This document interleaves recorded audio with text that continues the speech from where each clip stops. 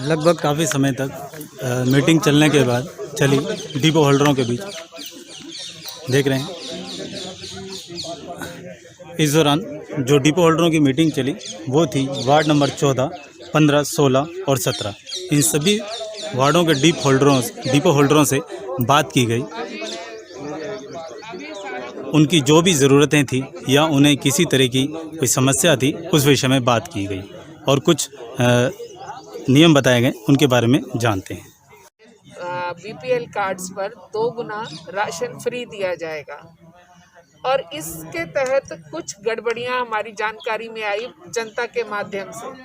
तो हमने एक सिंपल सा कार्य किया कि हमने हर डिपो होल्डर को वार्ड वाइज बिठाया और जो सीएम सेल हमारा बना हुआ है वो सीएम सेल के 1 या 2 आदमी साथ बैठ जाएंगे, जनता की सेवा करेंगे और डिपो वाले की भी मदद करेंगे जिससे कि जनता तक पूरा राशन पहुंचे। जी, तो इस दौरान अभी जो आपने जो नई पॉलिसी है ऐसे बताई कि हर डिपो होल्डर के साथ आपका कार्यकर्ता बैठेगा, जिससे आप तक भी जानकारी सही पहुंच पाएगी कि उनको राशन मिल रहा है या नहीं मिल रहा। इस वक्त एक महामारी के रूप में हम लोग देख रहे हैं चारों तरफ कोरोना वायरस फैला हुआ है और सोशल डिस्टेंसिंग का हर तरफ कहा जा रहा है, तो इसके प्रति आप लोगों के क्या निर्देश होंगे? देखिए, हम लोग तो वैसे मीटिंग कहीं नहीं कर रहे, पर जैसे मैंने अभी ये भी काम किया तो वार्ड वाइज किया। एक वार्ड में ज़्यादा से ज़्यादा 8 डिपो होल्डर्स हैं, तो हम लोग प्रॉपर डिस्टेंस लेकर के बैठ कर के जो चर्चा उस पर बात करते हैं। अभी हमने डिपो होल्डर्स को भी एक बात बोली है कि आप कूपन जारी करें, आप अपने कस्टमर को, कंज्यूमर को, बीपीएल कार्ड धारक को कूपन दें जिस पे नंबर लिखा हो। तो जैसे आप पे 200 हैं तो 200 कूपन जारी कर दिए। अब आप साथ साथ ये जारी कर दें कि सोमवार को 1 से 50 कूपन वाले को सामान दिया जाएगा। 11 से 5 खुलना है और 1 से 50 उस 11 से 5 में आसानी से ले सकता, भगदड़ नहीं मचेगी। मंगलवार को 51 से 100, ताकि पूरा सामान भी बटे, सही तरीके से बटे और कोरोना की जो सोशल डिस्टेंसिंग है वो भी बने। जी, क्या इस दौरान आपको किसी भी तरीके से पुलिस प्रशासन की मदद की ज़रूरत पड़ सकती है क्या डिपो होल्डर जो उस वक्त राशन वितरण करेंगे? आज हम जितना भी काम कर रहे हैं शहर में, हम बिना पुलिस प्रशासन की मदद के नहीं कर पा रहे हैं।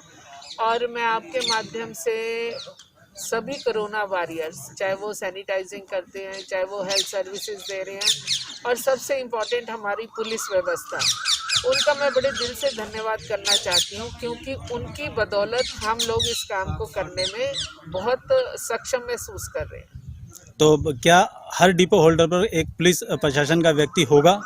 आवश्यकता पड़ने पर हर जगह इतला दे दी जाएगी कि यहाँ राशन बट रहा है और जहाँ आवश्यकता पड़ेगी वहाँ जरूर भेजा जाएगा। क्या इसका इंतजाम पहले से नहीं किया जा सकता? क्योंकि हमने एक सर्वे किया कुछ दिनों पहले, राशन बटा, तो वहाँ पर हमने देखा कि बहुत ही बुरा हाल था। तो वहाँ पे भी जब हमने उनसे पूछना चाहा तो उन्होंने बोला हमें लगा नहीं था कि ऐसा होगा। तो क्या भविष्य में भी ऐसा हो सकता है? तो पहले से ऐसा इंतजाम नहीं किया जा सकता? भूख एक ऐसी चीज़ है कि माँ सबसे पहले दौड़ती है औलाद की रोटी के लिए, और हमने इस चीज़ को ध्यान में रखते हुए एक पहले ही पुलिस प्रशासन को इस चीज़ के बारे में आगाह करा हुआ। जी, तो वहाँ पे पुलिस प्रशासन होगा। हाँ। दूसरा सवाल ये है कि किस तरह के राशन कार्ड को राशन दिया जाएगा? फिलहाल तो हम पीला, गुलाबी और सफ़ेद को दे रहे हैं, पर हमें ऊपर से आदेश है कि हरे कार्ड को भी देना है। तो हरे कार्ड का जैसे ही राशन वहाँ से एलोकेट होगा तो हम हरे कार्ड का भी व्यवस्था शुरू करवा देंगे। लेकिन अभी हरे कार्ड का कोई पक्का नहीं है? नहीं, आदेश है, लेकिन राशन की एलोकेशन नहीं हुई है। राशन आएगा तो वो साथ साथ काम शुरू हो जाएगा। इसका समय क्या निर्धारित किया गया है कि राशन किस टाइम दिया जाएगा? 11 से 5। 11 से 5 के दौरान। धन्यवाद। वार्ड नंबर 14 की मीटिंग को संपन्न करने के बाद डिपो होल्डर बाहर की तरफ आ रहे हैं। अब बात करते हैं उनसे किसी एक डिपो होल्डर से। नमस्कार जी, क्या नाम है आपका? अमरजीत। किस वार्ड से हैं आप? Ward number 14। कौन सा इलाका पड़ता है आपका? Market LH5, market number 5। Market number 5 से। तो अभी किस विषय पे बात हुई आपकी? मैडम ने कहा है डिस्ट्रीब्यूशन करना है, सही करना है, सोशल डिस्टेंसिंग रहे, भीड़ ना लगे। इससे पहले क्या किसी तरह की दिक्कत आ रही थी आपके इलाके में? जी नहीं। अच्छा, किसी तरह का राशन वितरण करने में आपको कोई समस्या आती हो? कोई नहीं, ऐसी कोई बात नहीं। ऐसी कोई समस्या नहीं, लोग आपका सहयोग करते हैं और सहयोग आसानी करते से हैं। बढ़ता है प्रशासन राशन, भी किसी सहयोग तरह की करता कोई भी समस्या नहीं, प्रशासन भी सहयोग करता है पूरा। प्रशासन भी सहयोग करता है, किसी तरह की कोई दिक्कत नहीं। एक डिपो होल्डर और है। नमस्कार जी, क्या नाम है आपका? किशन कुमार। किशन कुमार जी, वार्ड नंबर 14 से हैं। हाँ जी, किस इलाके से हैं आप? ये आदर्श कॉलोनी NIT। आदर्श कॉलोनी NIT से।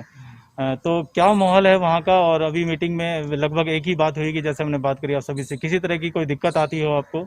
वैसे किसी तरह की कोई दिक्कत नहीं आती, लेकिन थोड़ा सा ये आदर्श कॉलोनी स्लम एरिया में आता है, इस वजह से लोग यहाँ थोड़ा कम समझते हैं और जल्दी भीड़ लगा लेते हैं।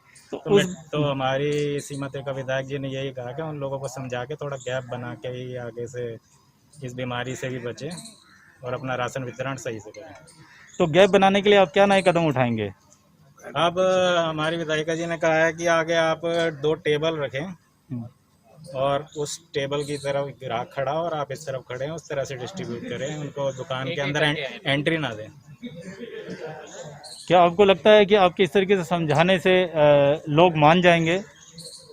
हाँ, थोड़ा सा दिक्कत तो आएगी क्योंकि बेचारे पढ़े लिखे लोग यहाँ पे हैं नहीं, लेकिन फिर भी उनको समझाएंगे हम। कोशिश तो हमारी यही रहेगी कि अच्छे से समझ जाएं। इसके लिए मैडम ने कहा अपनी तरफ से 2 बंदे भी हमें अवेलेबल कराएगी जो इस चीज़ को देखेंगे कि सही से राशन वितरण भी हो और सोशल डिस्टेंसिंग का भी ध्यान रखा जाए।